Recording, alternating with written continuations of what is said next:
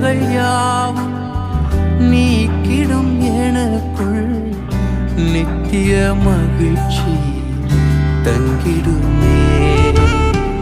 பூரண ஆனந்தம் தாருமே எனக்கு, நாள்தோறும் உம்மை நான் துதித்திடுவேன். துயரங்கள் யாவும் நீக்கிடும் எனக்குள் நித்திய மகிழ்ச்சி